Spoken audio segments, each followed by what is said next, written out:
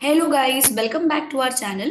आज हम लोग डिस्कस करने वाले हैं वीकली करंट अफेयर्स एमसीक्यू 28 नवंबर से लेकर 4 दिसंबर तक।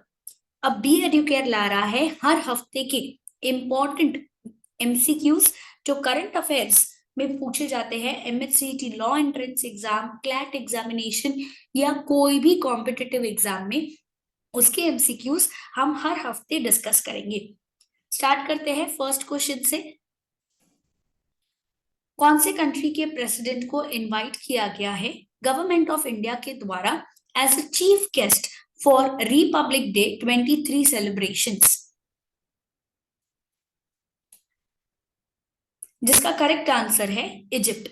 तो ministry of external affairs of India ने अनाउंस किया है कि president of Egypt Abdel Fattah El Sisi बनेंगे chief guest Republic Day 23 celebrations के। अब Republic Day as we all know 26 जनवरी को होता है, तो नरेंद्र मोदी ने फॉर्मल इनविटेशन भी उनको भेज दिया है। नेक्स्ट क्वेश्चन है, कौन बन गया है first women president of the Indian Olympic Association? बहुत ज्यादा इंपॉर्टेंट है ये। The correct answer is PT Usha. ये एक लेजेंडरी स्पोर्ट्स पर्सन है और ये बन गए हैं first women president Indian Olympic association, मतलब कि आईओए के। ये इंडियन स्प्रिंटर थे एंड ये अकेले ऐसे कैंडिडेट थे जो ये टॉप पोस्ट पे पहुंच सके हैं इलेक्शंस में जो हुआ था 10 दिसंबर 2022 को। पीटी उषा फर्स्ट ओलंपियन है एंड फर्स्ट इंटरनेशनल मेडलिस्ट है जो आईओए को लीड करने वाली है उसकी 95 ईयर ओल्ड हिस्ट्री में। नेक्स्ट क्वेश्चन है, वर्ल्ड इंटेलेक्चुअल प्रॉपर्टी इंडिकेटर्स ये रिपोर्ट कौन से इंस्टीट्यूशन ने बनाई है और रिलीज की है?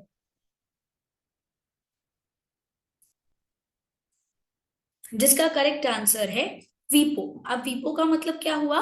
World intellectual property organisation.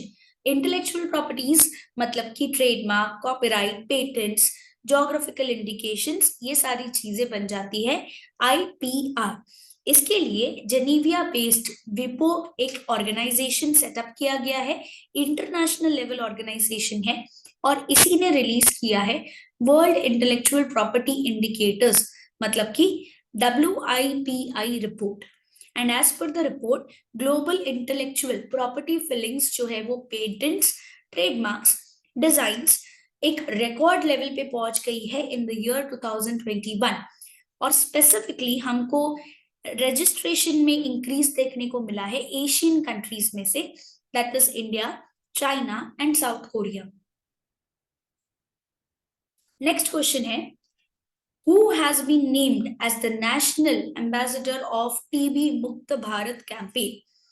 ये कैंपेन लॉन्च किया गया था हमारे देश के माननीय प्रेसिडेंट के द्वारा, दैट इज द्रौपदी मुर्मू के द्वारा।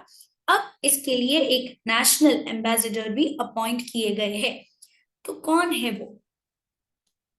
The correct answer is Deepa Malik. ये एक Padma Shri Khel Ratna award and Arjuna awardee है एंड इनको अपॉइंट किया गया है as Nikshay Mitra and national ambassador TB Mukt Bharat campaign के लिए। ये इंडिया की पहली वुमेन पैरालंपिक मेडलिस्ट है, साथ ही साथ प्रेसिडेंट भी है पैरालंपिक कमेटी ऑफ इंडिया की। नी अक्षय मित्र एक इनिशिएटिव है जो लॉन्च किया गया था प्रेसिडेंट ऑफ इंडिया के द्वारा, जो प्रोवाइड करने वाला है एड उन लोगों को जो टीबी से अफेक्टेड है, जो टीबी के पेशेंट्स हैं, और 3 लेवल पे सपोर्ट करेगा, nutritional, additional diagnostics and vocational support के तौर पे। नेक्स्ट क्वेश्चन है, which of the following museum has won the 2022 UNESCO Asia Pacific Award for Cultural Heritage Conservation? The correct answer is Chhatrapati Shivaji Maharaj Vastu Sangrahalaya. तो ये एक 100 ईयर ओल्ड जो संग्रहालय है वो मुंबई में सिचुएटेड है और इसी को अवार्ड मिला है एक्सेलेंस का 2022 में यूनेस्को एशिया पैसिफिक अवार्ड्स में। अब ये मिला है उसको कल्चरल हेरिटेज कंजर्वेशन के लिए। ये ब्रिटिशर्स ने डेवलप किया था मुंबई में, एंड ये म्यूजियम हिस्सा है Victorian Gothic and art deco ensembles Mumbai के वर्ल्ड हेरिटेज प्रॉपर्टी का। ये एस्टैब्लिश किया गया था 1922 में, and Prince of Wales museum ने इसको एस्टैब्लिश किया था। नेक्स्ट क्वेश्चन है Mauna Loa world's largest active volcano कौन से स्टेट में सिचुएटेड है? यूएस में। Again very very important question. ये वॉल्केनो पहले एक्टिव नहीं था, अब एक्टिव बन गया है। द करेक्ट आंसर इज ये लोकेटेड है on the big island of Hawaii, और ये इरप्ट हुआ है for the first time in 38 years on November 27, 22। मतलब 38 ईयर्स के बाद ये वॉल्केनो वापस से एक्टिव बन गया है। मतलब अब वापस से इसमें जो है वॉल्केनिक एक्टिविटीज जो है वो स्टार्ट हो गई है। नेक्स्ट क्वेश्चन है वर्ल्ड्स फर्स्ट इंट्रानसल कोविड वैक्सीन कौन सी कंपनी ने डेवलप करी है? जिसका करेक्ट आंसर है भारत बायोटेक। अब भारत बायोटेक ने दुनिया की सबसे पहली इंट्रानसल वैक्सीन कोविड के लिए डेवलप करी है, और इंडिया में उसको अप्रूवल भी मिल गया है central drugs standard control organisation, मतलब कि CDSCO के पास से। बट ये जो वैक्सीन है उसका रेस्ट्रिक्टेड यूज होगा इमरजेंसी सिचुएशंस में, और सिर्फ मेजर लोग इसको यूज कर पाएंगे। मतलब जिनकी एज 18 साल से ज्यादा है वही लोग इस वैक्सीन का इस्तेमाल कर पाएंगे। नेक्स्ट क्वेश्चन है as per the recent data maternal mortality ratio India में क्या था ड्यूरिंग द ईयर 2018 टू 2020? जिसका करेक्ट आंसर है 97 लाख पर लाइव बर्थ्स। तो एक स्पेशल बुलेटिन रिलीज किया गया था by the registrar of general of India. तो यहाँ पे इस ही रजिस्ट्रार के द्वारा जो रिपोर्ट रिलीज करी गई है उसमें बताया गया है कि एक सिग्निफिकेंट डिक्लाइन हुआ है मेटर्नल मोर्टेलिटी रेशियो में टू 97 पर lakh live births in the year 2018-20। 2014-16 में इसका फिगर था 130 और अब हो गया है 97। तो इंडिया ने ये अकम्प्लिश किया है national health policy target for MMR of less than 100 पर lakh live births. Next question है कौन से इंस्टीट्यूशन ने रिलीज किया है state of global water resources 2021? जिसका करेक्ट आंसर है WMO।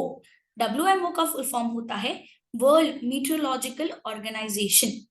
इसने एक रिपोर्ट रिलीज की जिसका टाइटल है state of global water resources 21, और इसी रिपोर्ट में बताया गया कि जो पानी अवेलेबल है, जो मात्रा वॉल्यूम ऑफ वाटर अवेलेबल है Ganga and ground water resources में इन द रिवर बेसिन, वो रेड्यूस होते जा रहा है सिग्निफिकेंटली 2002 से लेके 2021 तक।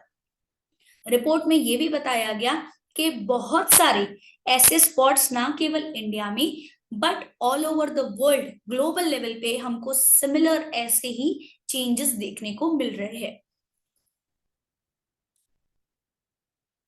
नेक्स्ट क्वेश्चन है नेशनल पोल्यूशन कंट्रोल डे कब ऑब्जर्व किया जाता है?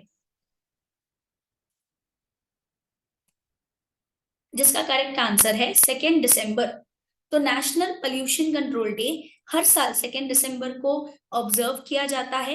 ये सेलिब्रेट क्यों किया जाता है हम नहीं बोल सकते, हम इसको क्या बोलेंगे, कमोमरेट किया जाता है। मतलब कि ये किसी की याद में डे डिक्लेयर किया गया है। तो जिन लोगों ने अपनी लाइफ खो दी थी 1984 के भोपाल गैस ट्रेजेडी में, उन लोगों के यादगिरी में ये डे डिक्लेयर किया गया था।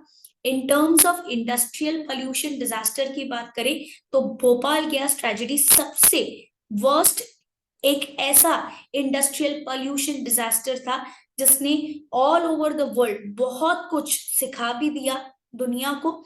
एंड इंडिया में अप्रोक्सीमेट हर साल 7 मिलियन पीपल की डेथ हो जाती है because of air pollution. And उन्हीं लोगों में से 4 मिलियन पीपल जो है वो मारे जाते हैं because of indoor air pollution. Next question है, कौन सी कंट्री अज्यूम करने वाली है यूएनएससी प्रेसिडेंसी फॉर दिसंबर 2022? जिसका करेक्ट आंसर है इंडिया। तो इंडिया अज्यूम करने वाली है presidency United Nations security council, मतलब कि यूएनएससी से, starting from 1 December 2022।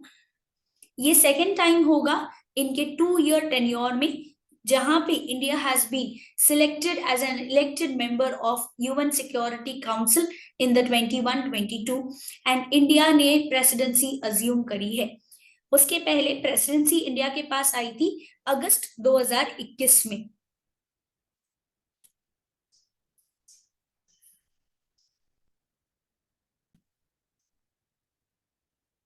Next question है, साइंटिस्ट ने रिवाइव किया है 48,500 ईयर ओल्ड ज़ॉम्बी वायरस जो बरी हो गया था आइस में। ये कौन सी कंट्री से मिला है हमको? जिसका करेक्ट आंसर है रशिया। तो फ्रेंच के साइंटिस्ट ने रिवाइव किया है ये वायरस जो फ्रोजन लेक इन रशिया में पाया गया, और ये एक फियर सेटअप कर गया है कि दूसरा एक पैंडेमिक आ सकता है after reviving of the zombie virus. तो प्रिलिमिनरी रिपोर्ट के हिसाब से ग्लोबल वार्मिंग अब एक इरिकवरेबली जो है टेंशन बनता जा रहा है all over the world, and साथ ही साथ अब ऐसे वायरसेस का प्राप्त होना is a matter of concern for the world. That's it, guys. Do like this video and subscribe to our channel for weekly current affairs. For classroom live class, recorded lecture, books or ebooks facilities, you can contact on the number 8383818888, या फिर आप नीचे comment box में भी अपने किसी भी doubt को लिख सकते हो, या किसी भी तरीके के क्वेश्चन जो आपके दिमाग में आ रहे हैं एग्जाम रिलेटेड या क्वेश्चंस के रिलेटेड नीचे कमेंट बॉक्स में लिख सकते हो।